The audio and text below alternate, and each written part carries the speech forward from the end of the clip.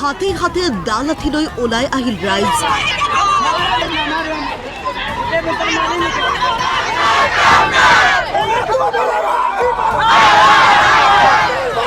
মৎস্য চিকাৰক কেন্দ্ৰ কৰি উত্তপ্ত কাজিৰঙাৰ হালধিবাৰী।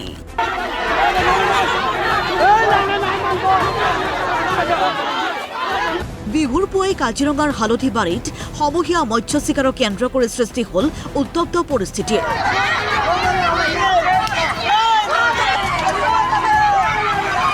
উচ্চ ন্যায়ালয়ৰ নিষেধাজ্ঞা সত্ত্বেও কাজিৰঙা ৰাষ্ট্ৰীয় উদ্যানৰ বিলত বিহুৰ পুৱাই মাছ মাৰিবলৈ নামিল একাংশ লোক। উপস্থিত হ'ল আৰক্ষী আৰু বন বিভাগৰ লোক।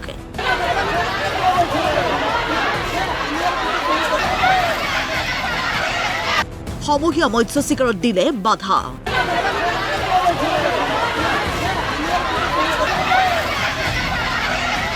হাতে হাতে লাঠি দা লৈ ওলাই আহিল ৰাইজ। তাৰ পিছৰ পৰিস্থিতি এয়া। কথা হ'ল ন্যায়ালয়ৰ নিষেধাজ্ঞাৰ পিছত মৎস্য চিকাৰ ৰোধ কৰিবলৈ তৎপৰ হৈছিল প্ৰশাসন। বোকাখাট আৰু কলিয়াবৰ সমজিলাৰ অন্তৰ্গত এলেকাত কঠোৰ হৈছিল প্ৰশাসন।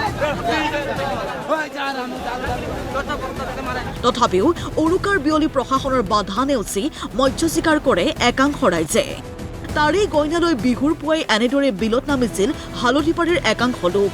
তাতেই আৰক্ষী আৰু বন বিভাগৰ লোকে প্ৰহাৰ কৰাত ওলাই আহে ৰাইজ। মাৰপিটটো কৰিব নালাগিছিল, মানুহবিলাক ধুনীয়াকৈ অকণমানটো কিবা এটাতো আছিলে না, এনেতো সোমাব নোৱাৰে ন, সোমাইছিলে তো 2 ঘণ্টাৰ কাৰণে আৰামত মাৰি দিব পাৰে। ইয়াত আহি মাৰপিট কৰাৰ কাৰণে 2-এজনক মাৰপিট কৰাৰ কাৰণে প্ৰশাসনে কৰিলে, ফৰেষ্ট ডিপাৰ্টমেণ্টে কৰিলে, এইটোতো আমিও ভালকৈ নাজানো। কিন্তু মাৰপিট কৰাৰ কাৰণে আজি এইটো হুলস্থুলীয়া পৰিৱেশটো হেৰি হৈছে। মাৰপিট কৰিব নাপায়, আচলতে তেনেকুৱা কৰিব নালাগে। এই মাটিবিলাক যিবিলাক আপোনালোকে দেখি পাইছে, এইবিলাক সম্পূৰ্ণ আগত আমাৰ বাগানৰ মানুহৰ ম্যাদী পাতা মাটি আছিলে। কাজিৰঙাৰ বৃহৎ স্বাৰ্থৰ কাৰণে মানুহখিনি মাটিখিনি এৰি দিছিলে। এতিয়া এই বিলটোত এতিয়াৰ পৰা নহয়, আগৰ পৰাই মাৰিয়েই থাকে মাছ। তো প্ৰত্যেকবাৰে দিয়ে যাতে মানুহবিলাক আহে 2 ঘণ্টা মাৰিব, কিমাননো মাছ মাৰিব পাৰিব ইয়াত? হে, এনেকুৱা কৰি আছে ৰোহিত চৌধুৰী ডাঙৰীয়াই যে ইয়াৰ পৰা মানে মানুহবিলাকৰ যিবিলাক আমাৰ স্থায়ী যিবিলাক মানুহ আছে, তেখেতসকলৰ মানে ইয়াৰ পৰা যিবিলাক অধিকাৰ আছে, সকলোৰেতো অধিকাৰটো আছে, এই অধিকাৰখিনি নাইকিয়া কৰি পেলাইছে।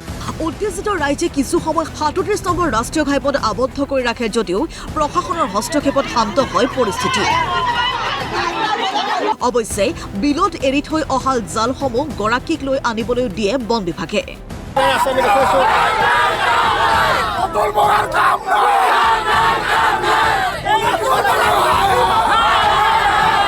কাজিৰঙাৰ পৰা ভিডিঅ' জাৰ্নেলিষ্ট স্বৰাজৰ সৈতে মনোজ প্ৰতিম শইকীয়াৰ সহযোগত নিউজ ডেস্ক ৰিপৰ্ট, প্ৰতিদিন টাইম।